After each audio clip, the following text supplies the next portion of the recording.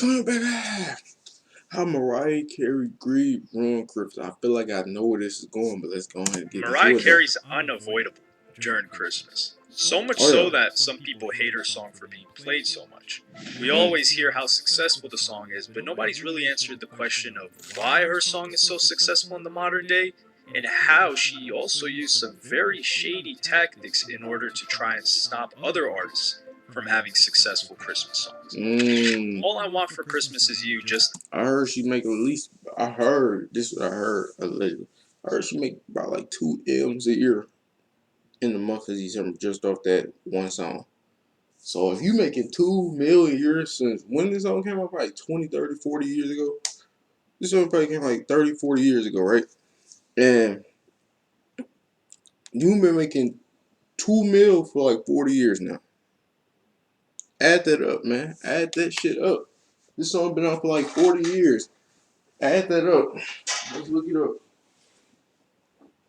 Song been out for 40 years. So 40 times 2 million actually. Yes, I gotta put 2 million. So if this song been out for 40 years and yeah, hold on, 2 mil. Oh, I put 20 mil. Hold on. Okay, times 40.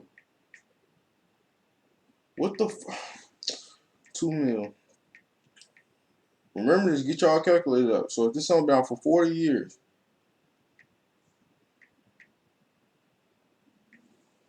this girl done made $80 million off that song. Take out the taxes, probably like 60 mil, right? 60 mil off a song that's been out for 40 years now, right? And pretty much, right? All right. I don't know what I'm talking about. Taylor Swift's song Anti-Hero. Come on, whoa. Oh, All I Anti-Hero? Want for Christmas Is You just dethroned Taylor Swift's song Anti-Hero and went #1 on the Billboard Hot 100. Again, this song has been out for 28 years now, and is the only... shit, what the fuck was I talking about? What was I talking about? Yo, hey, to anybody who's adding it up, forget about it. Do not add that up. I was way off. I said 40 years. What the fuck was I talking about? Diamond Holiday I was close though. This was the lead single to her what she said? Years now, and is the only Diamond Holiday song.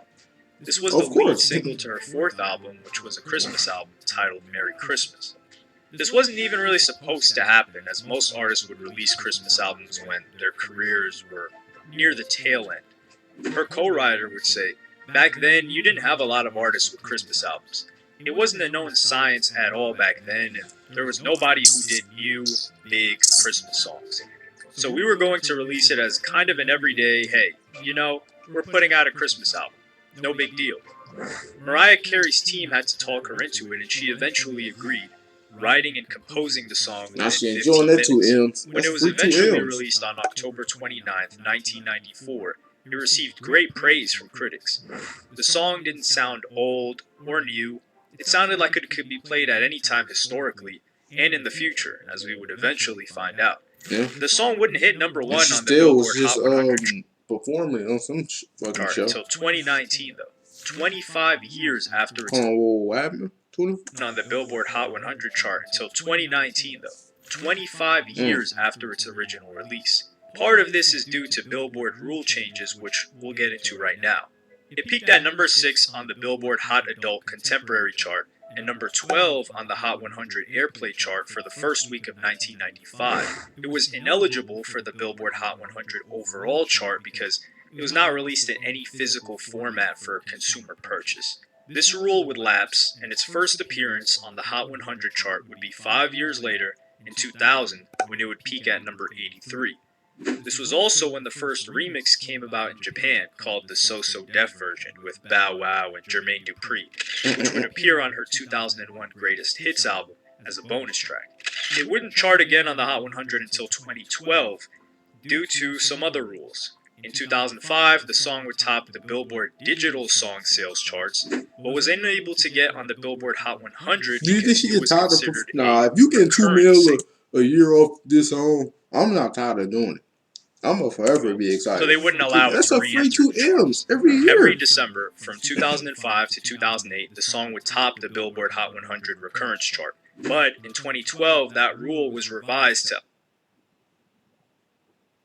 Heart monitor connected. Technology makes it easy to connect to everything from your wrist. Speakers connected. But to connect allow the top 50 songs on the recurrence chart the ability to chart on the Hot 100. This led to Mariah Carey re-entering the chart at number 29 and peaking at number 21 in January of 2013. What's interesting to note is the chart positions for the next couple of years. You would think that the song is continually getting more popular, therefore it should continue to rise in chart position. Correct? Well, that wasn't quite the case. In 2013, it would peak at number 26 on the Hot 100 charts, 5 positions lower than the previous year. In 2014, it would fall once again, peaking at number 35 on the Hot 100 charts. I don't believe that the song was getting any less popular.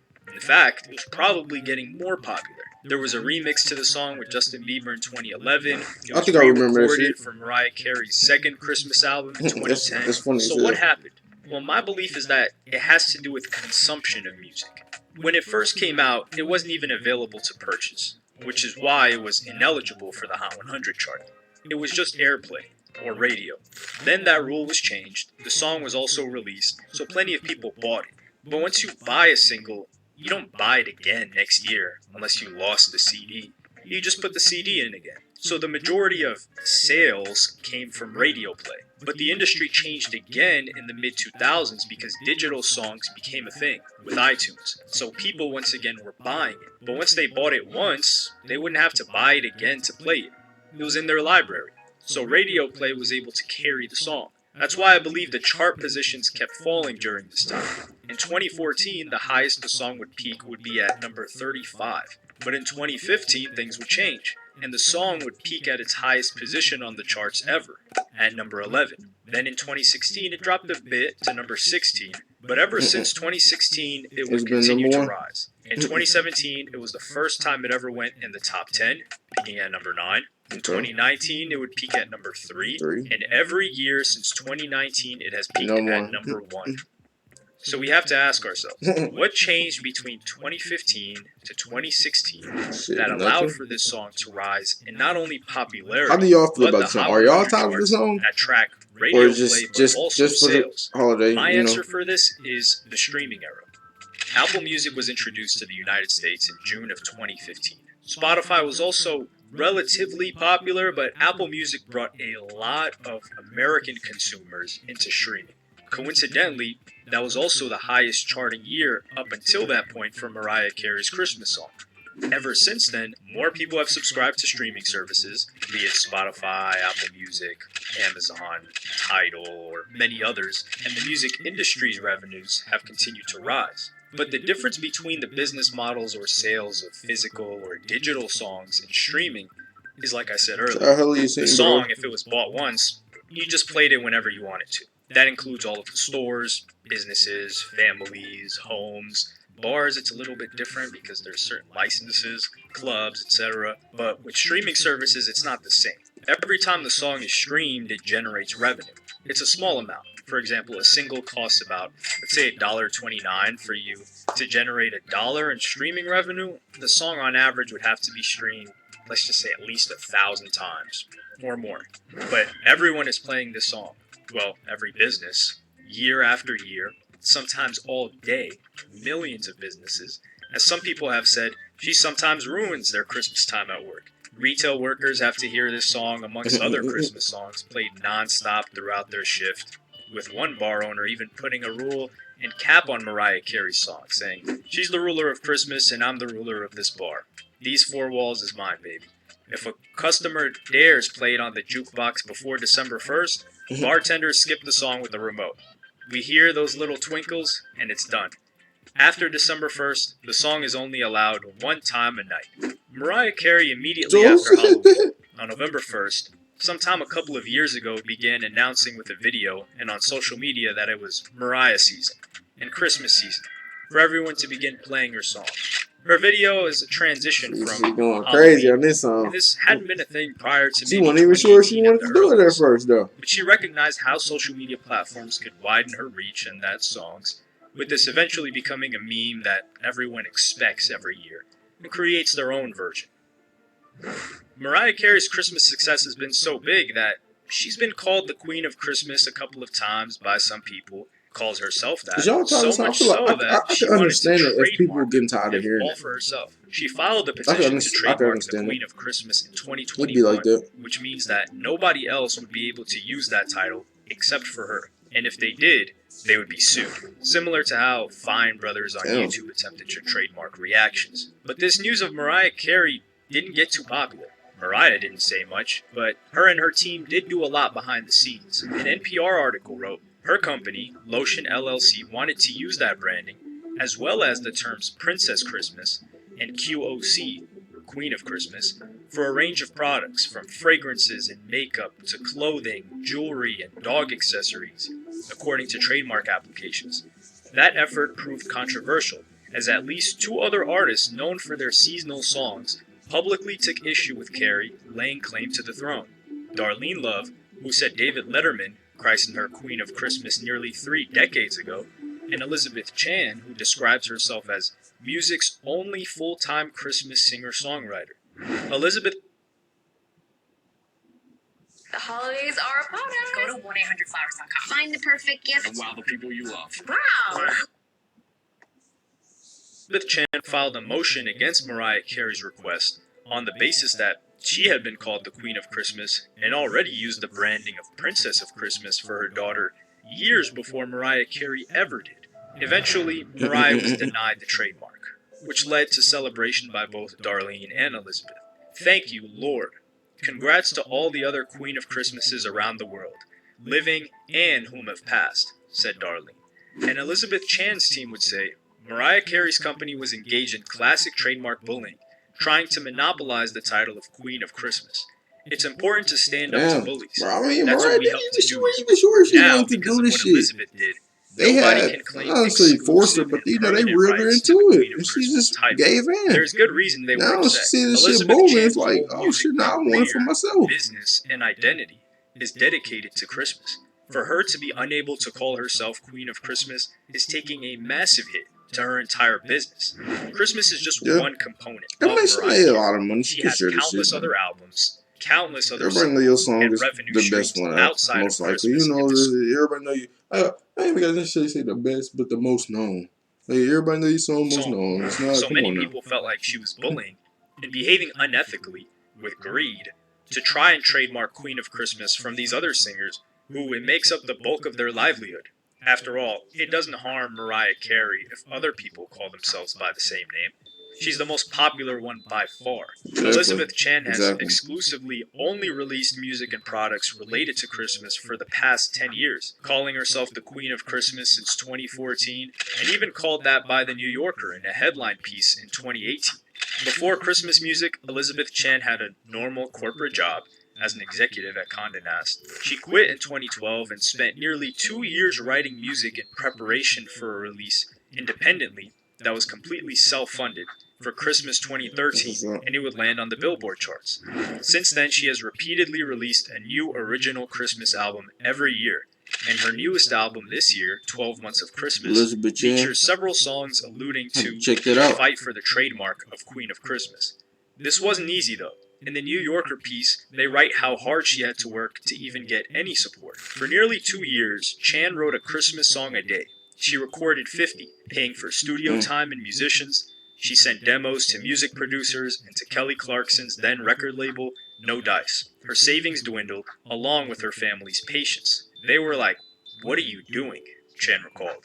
"Go get a real It's job." always the family. Oh, here Chan they was go. Go get a raw. This is why people. This is why people are where they at now. It's too much. It's not even the woman fault who quit the course. Not her. It's just parents are. Parents can be annoying sometimes, bro.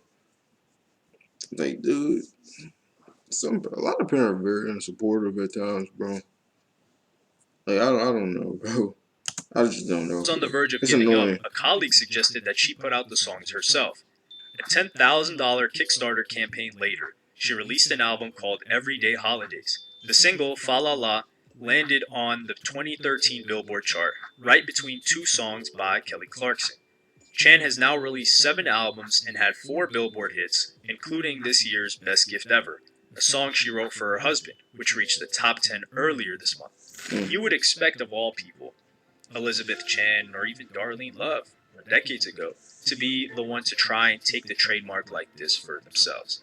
After all, for Elizabeth Chan, it would make perfect sense, since this is her career. A very narrow window of, what, maximum 3 months of the year that you can earn money? But she never tried to do that. As a matter of fact, Elizabeth would take this victory very humbly, asserting that it wasn't a victory for her, but for everyone else to be able to use that title.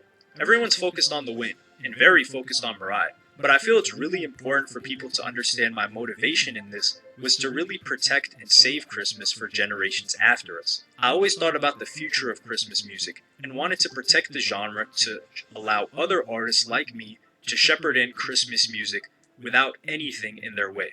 I mean, I was not the one who was trying to stop anybody else.